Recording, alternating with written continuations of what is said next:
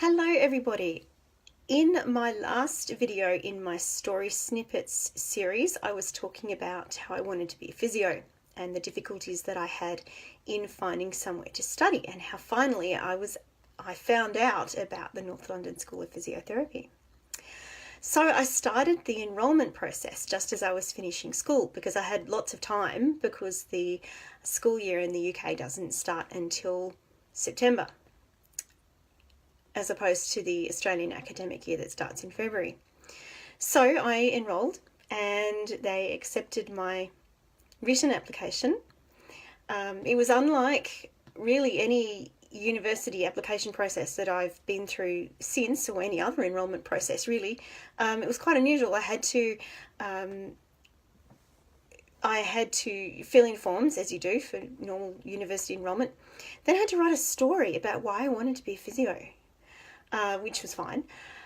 Then I had to do a whole host of physical tests. I had to go to one of the physio schools in Sydney.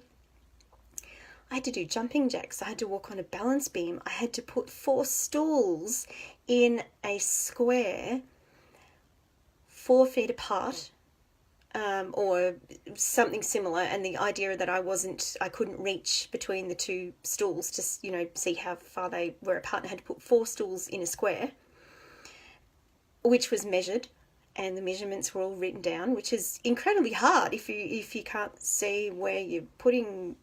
Well, I don't know. I found it really, really hard anyway. I challenge anyone who's decided to put 4 stools in a square exactly 4 feet apart without touching there's more than 1 stool at a time. Then I had to walk along beside a wall, I think it was something like 8 inches from the wall, without touching the wall.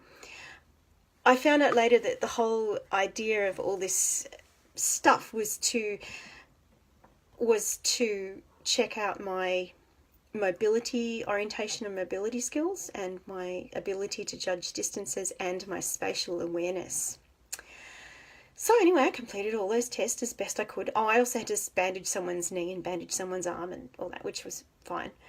And so completed all those tests, and off I went to London with my mum. She came with me because I didn't know what I would need over there, and so I took everything. I took a Perkins Brailler, which is this steel contraption which weighs about 4 kilos. I took heaps of Braille books because I didn't know what I'd need over there.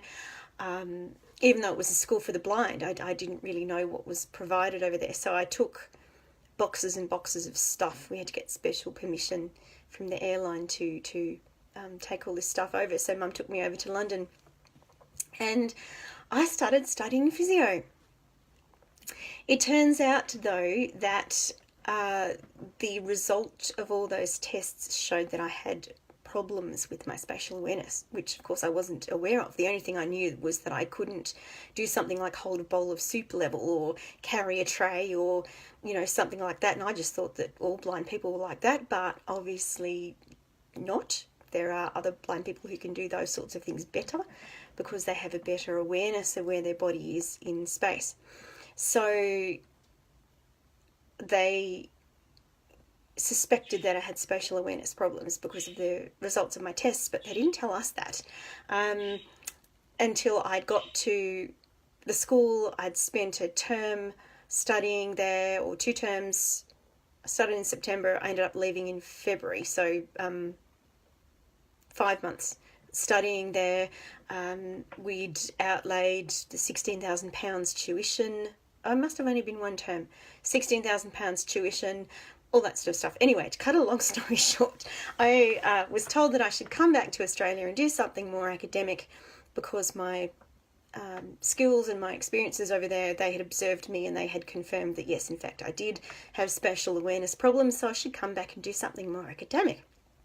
Thankfully, my father, in his wisdom, when I had actually got my Australian university entrance score, he suggested that I apply for something just in case, just as a backup plan. So I applied to study commerce. So I had that waiting for me when I came back. And I will talk to you a little bit about that in my next story snippets video.